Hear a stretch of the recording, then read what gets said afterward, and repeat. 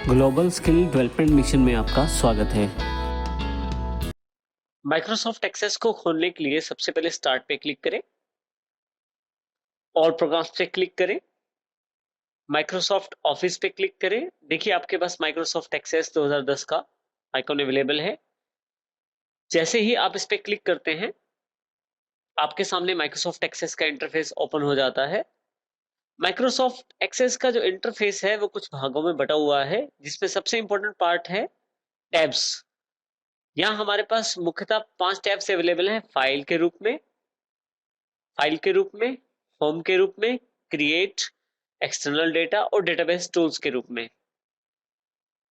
File में हमारे पास commands available हो जाती हैं। जैसे ही हम क्लिक करते हैं एक मेन्यू बार ओपन हो जाता है।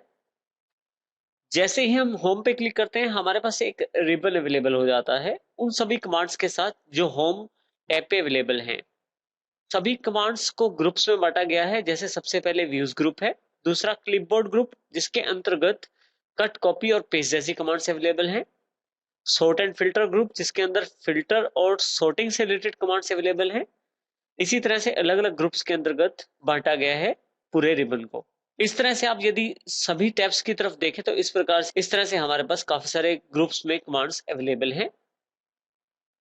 यदि आप ध्यान दें ऊपर लेफ्ट टॉप पे हमारे पास quick access tool bar available है। क्विक एक्सेस टूल बार का अर्थ ये है कि आप डायरेक्ट यहां से अपनी कमांड्स जो इंपॉर्टेंट है यहाँ संयोजन भी करके रख सकते हैं और यहाँ से प्रयोग भी कर सकते हैं।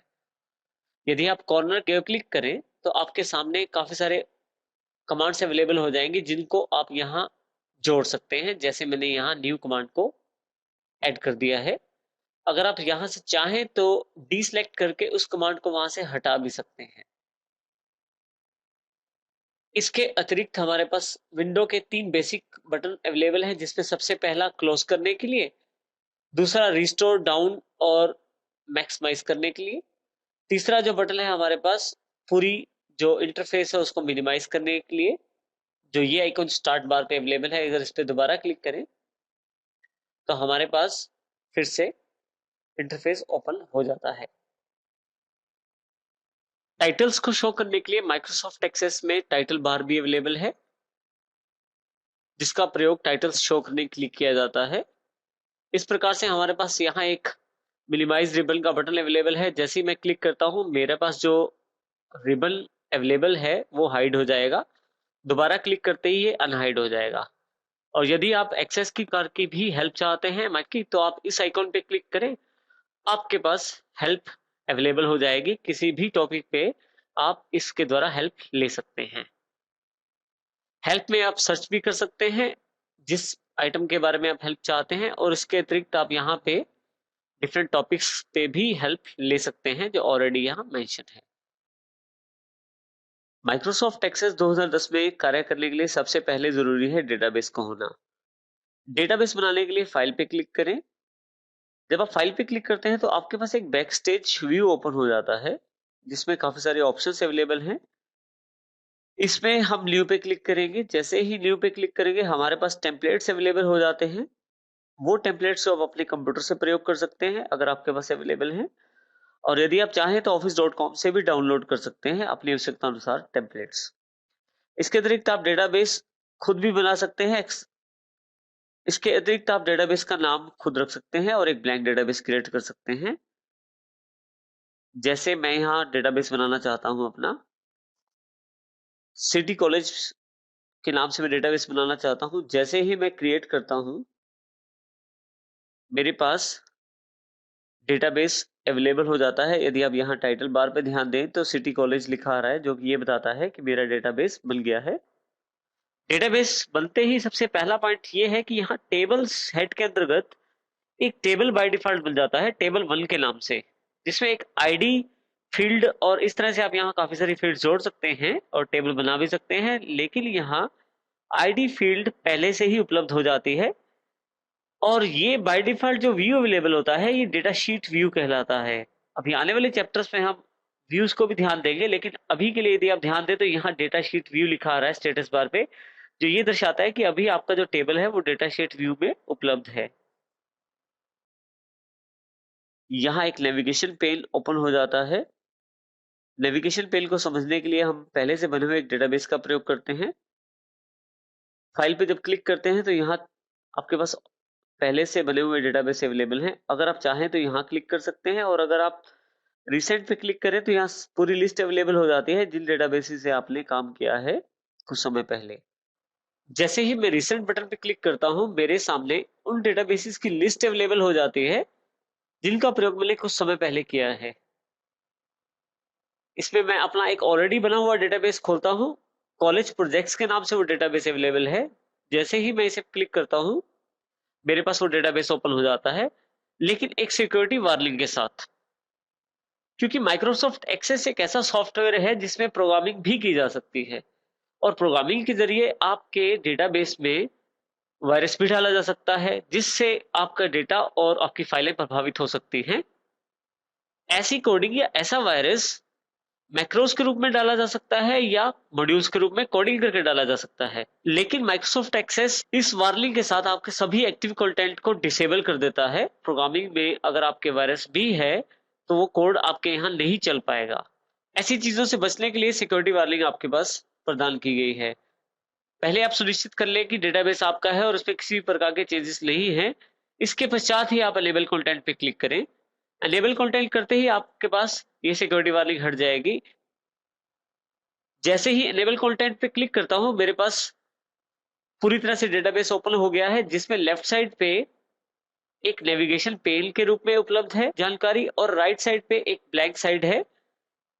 यदि आप यहाँ ध्यान दें तो हमारे पास यहाँ टेबल्स, क्वेरीज, फॉर्म्स और रिपोर्ट्स के रूप में सभी डेटाबेस के ऑब्जेक्ट अवेलेबल हैं, जो मेरे पास मेरे डेटाबेस में अवेलेबल हैं। किसी भी ऑब्जेक्ट को खोलने के लिए मैं उस पर डबल क्लिक करता हूँ। जैसे ही डबल क्लिक करता हूँ, राइट हैंड साइड का जो खाली स्पेस था वहां मेरे पास ये ऑब्जेक्ट या ये जो टेबल है वो अवेलेबल हो जाता है। जो प्रोजेक्ट्स नाम का टेबल है उसको ओपन किया तो मेरे पास ये राइट साइड पे ओपन हो गया है। इसी तरह से मैं चाहूँ तो दूसरा टेबल भी ओपन कर सकता हूँ। जैसे ही दूसरा टेबल ओपन करता हूँ तो आप ध्यान दें, एक टैब के रूप में ये टेबल आपके पास राइट हैंड साइड अवेलेबल हो जाता है। तो इस तरह से अगर आप कोई भी ऑब्जेक्ट ओपन करते हैं तो आपके पास वो सभी ऑब्जेक्ट्स यहाँ टैब्स के रूप में अवेलेबल होते जाते हैं। इसके साथ ही यदि आप ध्यान दें यहाँ पे, तो ये क्रॉस का बटन है क्लोज के लिए। जैसे ही आप इस क्लोज बटन पे क्लिक करते हैं तो आप अपने ऑब्जेक्ट को बंद भी कर सकते हैं। जैसे मैंने स्टूडेंट टेबल को क्लोज कर दिया है।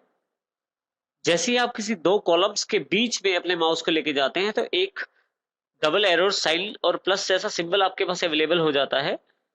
लेफ्ट क्लिक दबा के आप रखें तो इसको आप लेफ्ट राइट साइड पे, लेफ्ट या राइट किसी भी तरफ ड्रैग कर सकते हैं, और आप अपने कॉलम की विड्थ को बढ़ा और घटा सकते हैं। इसी तरह से अगर आप चाहे तो रो को भी बढ़ा सकते हैं, जिससे कि आपकी रो की हाइट भी कम या ज्यादा हो जाती है। इस तरह से आप इसका प्रयोग कर सकते हैं। नीचे की तरफ एक नेविगेशन बार भी आपके पास अवेलेबल है, जिससे आप नेविगेट कर सकते हैं रिकॉर्ड्स। आप चाहें तो अपने रिकॉर्ड्स में सर्च भी कर सकते हैं। यहाँ आप सर्च पे क्लिक करें और जिस तरह की इंफॉर्मेशन सर्च करनी है, जैसे मैंने पेरेंट्स लिखा तो उसने पेरेंट्स वर्ड को सिलेक्ट करके आपके सामने दे दिया है। इसके अतिरिक्त हमारे पास यहाँ एक स्क्रॉल बार अवेलेबल है, जो कि हॉरिजॉन्टल स्क्रॉल बार है, जिससे अगर आपका टेबल या आपका कोई ऑब्जेक्ट बहुत बड़ा है तो हॉरिजॉन्टली आप उसे स्क्रॉल करके भी देख सकते हैं। टेबल को यदि आप बंद करना चाहते हैं, यहाँ पे आपके पास क्लोज बटन है। यदि आप यहाँ क्लिक करें तो आपका टेबल या जितने भी ऑब्जेक्ट आपके पास खुले हैं, बारी बारी से आप उनको बंद कर सकते हैं। लेफ्ट साइड पे दिए गए नेविगेशन पेन पे सभी तरह के ऑब्जेक्ट शामिल होते हैं जो हमारे डेटाबेस में उपलब्ध हैं।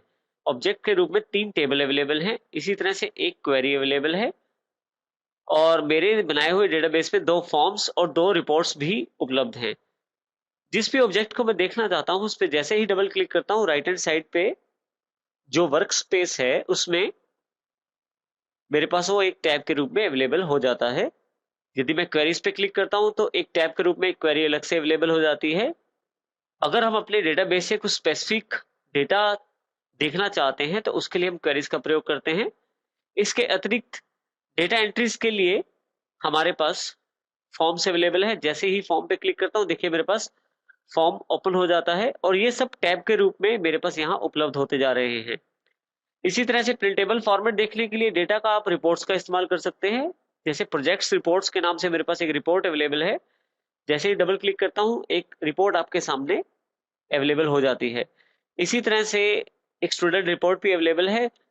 दोनों का जो लेआउट है वो डिफरेंट है, इसलिए आपको आउटपुट भी अलग तरह का नजर आ रहा है। तो आप अपनी आवश्यकता अनुसार इनमें बदलाव भी कर सकते हैं। इस तरह से आप ऑब्जेक्ट्स को टैब्स के रूप में खोल सकते हैं। जो ऑब्जेक्ट आपको नहीं चाहिए वो यहाँ पे क्लोज करके उसे बंद कर सकते हैं।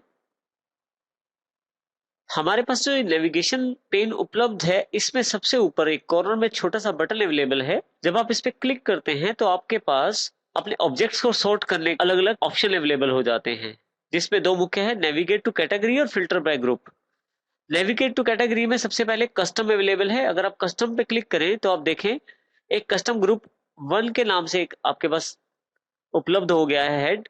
आप चाहें तो अपने किसी भी ऑब्जेक्ट को इसमें प्लेस कर सकते हैं केवल उसको ड्रैग करके। जैसे मैं इसको ड्रैग करके कस्टम ग्रुप में रखता हूं तो मेरे पास ये ऑब्जेक्ट कस्टम ग्रुप में अवेलेबल हो जाता है। इसी तरह से एक रिपोर्ट मुझे यहाँ ड्रैग करके रखता हूं तो ये भी मेरे पास कस्टम ग्रुप में अवेलेबल हो जाती है। तो मैं अगर चाहूं तो अपने पास डिफरेंट तरह के ग्रुप्स बना सकता हूं और जो मेरी आवश्यकता अनुसार ऑब्जेक्ट को कंटेन करके रखते हैं। दोबारा इस बटन पे क्लिक करेंगे और मैं अगर ऑब्जेक्ट टाइप पे क्लिक कर देता हूं तो जैसे पहले वे अवेलेबल थे मेरे पास ऑब्जेक्ट्स टेबल हेड के अंतर्गत अलग से, क्वेरी हेड के अंतर्गत अलग से, फॉर्म हेड के अंतर्गत अलग से और रिपोर्ट्स हेड के अंतर्गत अलग से ऑब्जेक्ट्स अवेलेबल हैं। अब ये जो छोटे बटन देख रहे हैं इन पे अगर आप क्लिक करें तो आपके सारे जो टेबल्स हैं वो हाइड हो जाएंगे और इसी तरह से आप क्वेरी, फॉर्म और रिपोर्ट्स का जो डेटा है उसे भी हाइड कर सकते हैं। आप दोबारा क्लिक करें यहीं पे तो आपके पास सभी इंफॉर्मेशन, सभी ऑब्जेक्ट्स जो हैं अनहाइड होके आपके सामने अवेलेबल हो जाएंगे। इसी तरह से अगर मैं यहाँ दोबारा क्लिक करता हूँ तो मेरे पास टेबल एंड रिलेटेड व्यूज के नाम से एक ऑप्शन अवेलेबल है। जब इस पे क्लिक करता हूँ तो देखिए जो प्रोजेक्ट्स के नाम से टेबल है उससे रिलेटेड जितने भी ऑब्जेक्ट हैं वो सारे मेरे पास यहाँ अवेलेबल हो गए हैं, जिसमें प्रोजेक्ट जो टेबल है उसकी जो रिलेटेड क्वेरी है, उसका फॉर्म और उसकी रिपोर्ट्स। इसी तरह से ट्रेनर टेबल का जो ऑब्जेक्ट्स हैं वो यहाँ, और इसी तरह से स्टूडेंट ऑब्जेक्ट यानी कि स्टूडेंट टेबल के रिलेटेड ऑब्जेक्ट सारे यहाँ अवेलेबल हो गए हैं। यहाँ अगर मैं दोबारा क्लिक करूं तो मैं created date, date wise, modified date wise और चाहूं तो मैं फिल्टर बाय ग्रुप भी कर सकता हूं, जैसे टुडे आज के बेस पे, और इसी तरह से ट्यूसडे या जिस भी दिन के हिसाब से अगर आपने उस पर काम किया हुआ तो फिल्टर बाय ग्रुप भी कर सकते हैं। और अगर मैं यहाँ दोबारा ऑब्जेक्ट टाइप पे क्लिक कर देता हूं तो देखिए मेरे पास फिर से ऑब्जेक्ट्स, अपने ऑब्जेक्ट अवेलेबल हो गए हैं। और इस तरह से अगर मैं यहाँ चाहूँ देखूं तो फिल्टर बाय ग्रुप के अंतर्गत जो 4 हेड और दिए गए हैं, अगर टेबल्स पे क्लिक करता हूं तो मेरे पास केवल टेबल दिखाए जाएंगे। इसी तरह से क्वेरीज पे क्लिक करता हूं तो केवल क्वेरीज, फॉर्म्स पे क्लिक करता हूं तो केवल फॉर्म्स और रिपोर्ट्स पे क्लिक करता हूं तो केवल रिपोर्ट्स। और जब मैं ऑल एक्सेस ऑब्जेक्ट्स पे क्लिक करता हूं तो मेरे पास सभी के सभी ऑब्जेक्ट्स अवेलेबल हो जाते हैं नेविगेशन पेन में। इसके अतिरिक्त यदि आप यहाँ ध्यान दें, जब आप कॉर्नर पे क्लिक करते हैं जो लाइन है पतली सी नेविगेशन पेन का जो लास्ट वाला सिरा है, अगर मैं इसको ड्रैग करता हूं मैं अपना एरिया, वर्क एरिया बढ़ा सकता हूं और इसी तरह से इसे इस तरफ छोटा भी कर सकता हूं। अपनी आवश्यकता अनुसार इसे कम या ज्यादा कर सकते हैं। और यहाँ अगर आप क्लिक करें तो ये आपको जो बार है, जो आपके पास ये नेविगेशन पेन है, इसको हाइड और अनहाइड करने का काम करता है। यहाँ से आप इसका प्रयोग कर सकते हैं अपनी आवश्यकता अनुसार। इससे आपको फायदा ये होता है कि आपका जो वर्क स्पेस है, जो एरिया आपके पास पड़ा है काम करने के लिए, वो आपके पास बड़ा और अवेलेबल हो जाता है।